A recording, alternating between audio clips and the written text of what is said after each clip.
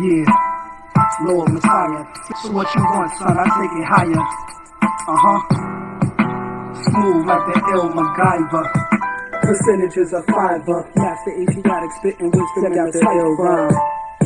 As the sunshine. Yo, you say I'm always dropping knowledge. What's your solution? Cause all you cowards is good for is drug producing. What's popping, what's cracking, robbing and shooting. But the truth is, you rappers are scared of revolution. Yo, you say I'm always dropping knowledge. What's your solution? Cause all you cowards is good for is drug producing. What's popping, what's cracking, robbing and shooting. But the truth is, you rappers are scared of revolution. Yo, I grab my sword and aim it at you liars. You rappers ain't seeing the lyrical Lord Messiah. The young God, the females admire. Stay laced in my nation's attire. Universal flag on my chest, nobody flyer. Player haters, they feeling the flames of my fire. They straight hating, I can see it in they iris. Cause they know that I'm the son of Osiris. Call me Horus, I invented the horoscope. My mother was Isis, she performed a miracle birth. I am the semen that came out of Joseph's penis to impregnate Mary and born Jesus.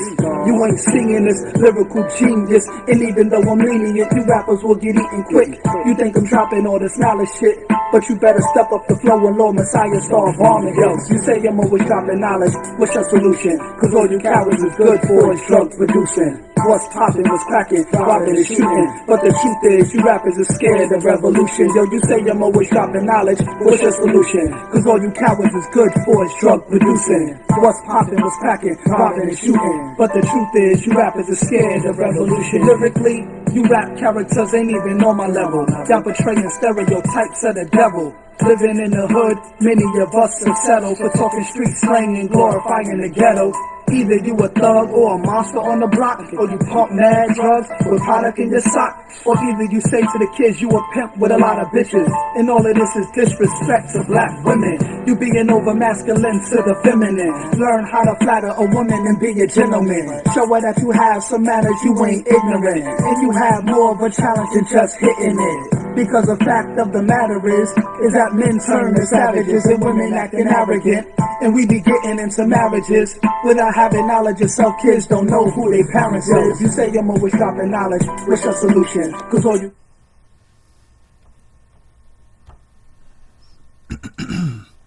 Peace. Welcome back to the Universal Temple for the sun, planets, moon, and stars. I be your Lord of Hosts, Lord Messiah. And we're going back into the, part one to this was the Declaration for Intent to Use, which was the declaration for the trademark, the declaration to use the trademark in commerce, stating that you were the first one to declare your use of these trademarks. So no one else can use it, afterwards without you, having evidence of their infringement. So now we're going into the part two of that declaration, which is the certification of international application. I put for on my thing, like in the title for, because anytime you see the word of, you're going to put the word for. So when I rewrite this document, it's going to be rewritten as and the same thing I did with that declaration for intent of use. That was rewritten from their form, but I've just rewrote it, put the same basic information that they asked for in their form, and the same thing I put in there. I added another little other stuff in there, like the declaration of intent, the appointment of agent.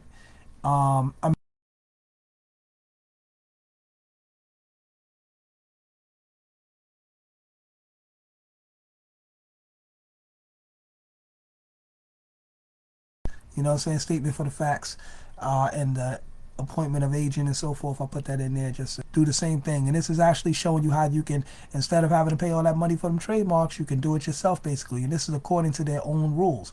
This is 1902.03, certification of international application. So I'm gonna read this and I'm gonna break it down. All right, let's go. 1902.03 Certification of International Application by USP. If the information contained in an international application corresponds to the information in the basic application or basic registration, the USPTO will certify the international application and forward it to the IB. Pause. And that's pursuant to the U.S. code right there, 15 15 USC section 1141B. Right. So they just told you in the first line, if the information contained in the international application corresponds with the information in the basic application of basic registration, the USPTO, the United States the United States Patent and Trademark Office will certify the international application and forward it to the IB. You know what I'm saying? So now let's continue. So they just told you what they'll do off the rip. If an applicant uses the pre-populated TEAS form without Right. changing any of the information, see TMEP section 1902.02a, the international application will be certified and forwarded to the IB without review by the MPU. In all other cases, an MPU trademark specialist must review the data in the international application to determine whether such data corresponds to the basic application or basic registration. Right. So in other words, if it says if an applicant uses the pre-populated TEAS form, the TEAT, the TEAS form, without changing any information, the information will be the international application will be certified and forwarded to the IB without review from the MPU. You know what I'm saying? But however, if you choose to do the alternate, if you choose to make a writ in lieu of the certification for international application, then now it says in all other cases, such as you writing a writ in lieu of, an MPU trademark specialist must review the data in the international application to determine whether such corresponds to the basic information, basic application or basic registration. So basically, they just want to make sure that everything is up to par. But if you use their forms, then the MPU don't have to deal with it. Only the IB will deal with it, and that's if you're using the TEAS form. But in all other cases, the MPU specialist, trademark specialist, will review the information and make sure that it's right and exact. All right. So. In all other cases, an MPU trademark specialist must review the data in the international application to determine whether such data corresponds to the basic application or basic registration. Under Article 3(1) and Regulations Rule 9(5)(d), the USPTO must sign the international application and certify the date on which the USPTO received the international application, Right. regs. That the mark in the international application is the same as the mark in the basic application or registration, regs. Right. Well, that the applicant is the same person or entity listed as the owner of the basic application or registration, Right. regs. That the goods/services identified in the international application are covered by the basic application or registration. Right. That the applicant is qualified to file an international application under Section 61 of the Trademark Act and Article 2(1). Right. So in other words, they want to make sure that, you qualify to do these things. You know what I'm saying? And, under their Trademark Act, Article 2, subsection 1. So they're letting you know basically all the info that that allows you to do this. So, you know what I'm saying? They want to make sure that you following all that. You might want to put that clause right there in your your paperwork and whatnot. The Trademark Act, so forth. The international application. Okay, so let's move on. Article 2(1).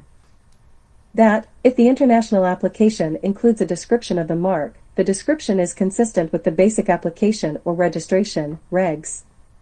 Rules. Right. So in other words, basically everything, all the description you use in the other one, you're gonna have in the new application. It's gonna be the same, basically. You know what I'm saying?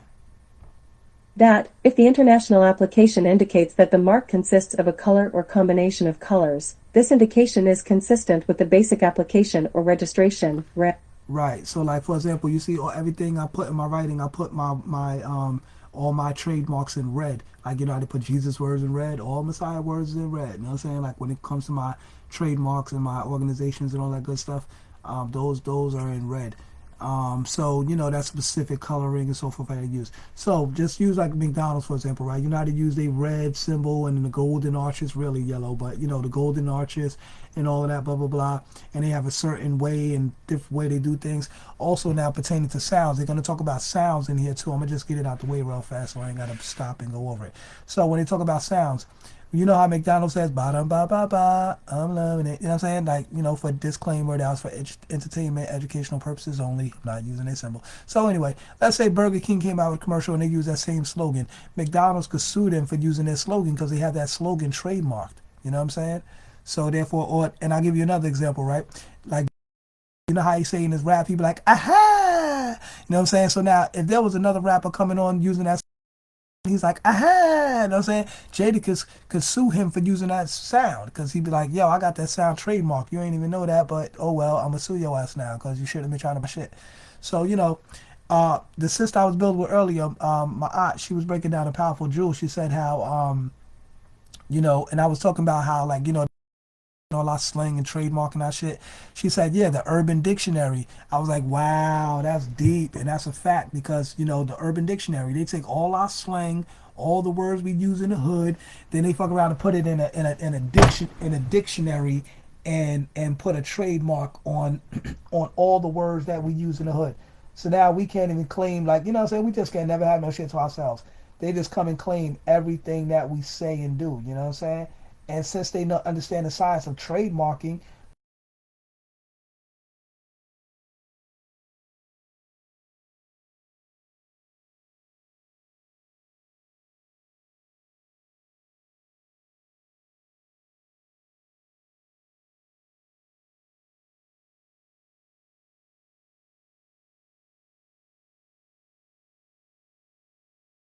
doing things to our advantage. You know what I'm saying? So that would work better in our favor. You know what I mean? So let's continue. Regs. Of the mark in the basic application or registration, the same claim is included in the international application, regs. Rule 9, 5,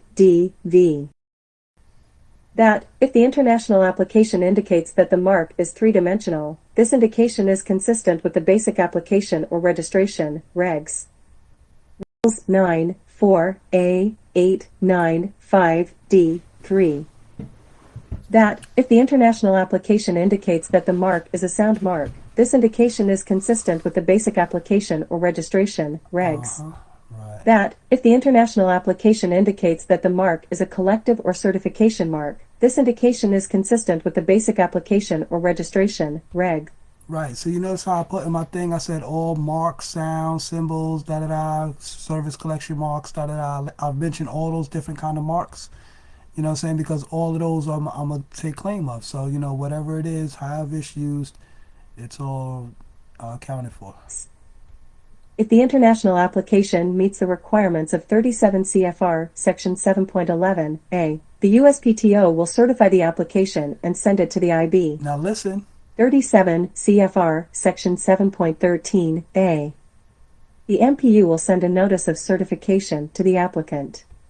Right. So in other words, it says if the international application meets the requirements of 37 CFR, the USPTO will certify the application and send it to the IB.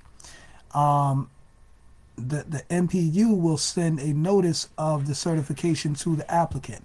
So basically, the IB will notify the MPU if it's official, and then they'll send the MPU will send a certification to the applicant. You know what I'm saying? Now, like I said before, if you send in your writ in lieu of that form, you won't have to deal with the IB per se.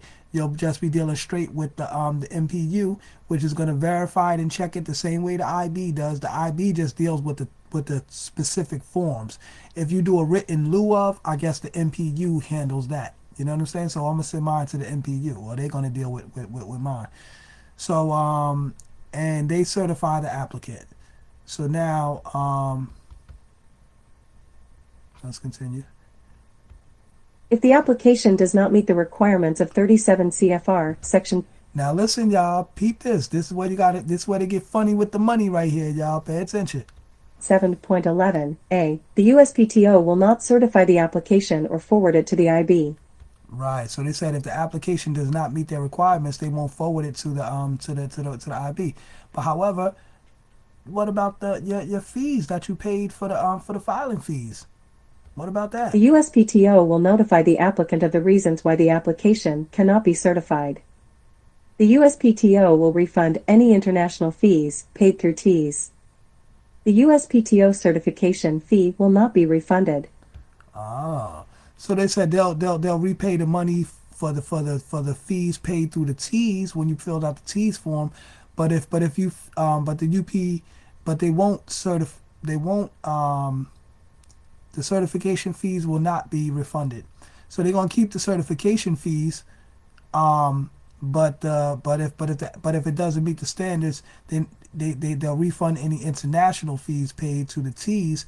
But the money you just gave them, the funds you paid them, they're gonna keep that. You know what I'm saying? They straight jacking that. That's why I told y'all, man, y'all gotta be careful, man. They're gonna be funny with the money. So, you know what I'm saying? So in other words, why would it's not even good to well, I wouldn't say it's not good, but I'm just saying it would be better not to, and remember, this is not legal advice. This is for entertainment, educational purposes only.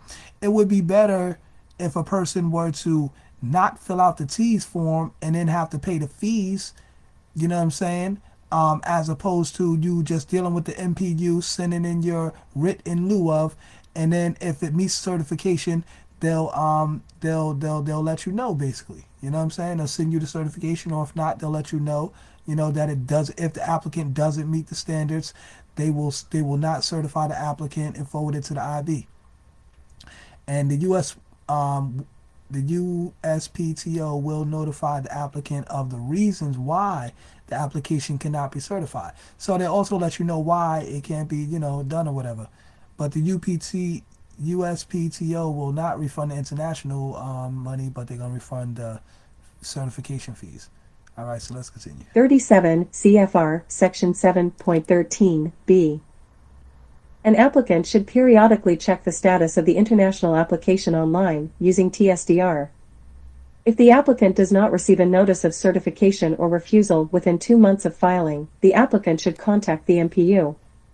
However, once an international application is certified and forwarded to the IB, questions concerning the international application should be directed to the IB rather than the USPTO. See TMEP Section 1906 for information on contacting the IB. The USPTO will update TSDR when the IB issues a certificate of international registration or a notice of irregularity concerning the international application. See TMEP Section 1902.06 regarding the IB's examination of international registrations. Right. So basically, and therefore that right there, you go on the TMEP website and look up Rule 1902.03. It's 3 points away from the first one, which was from this one right here, which is 1902.03.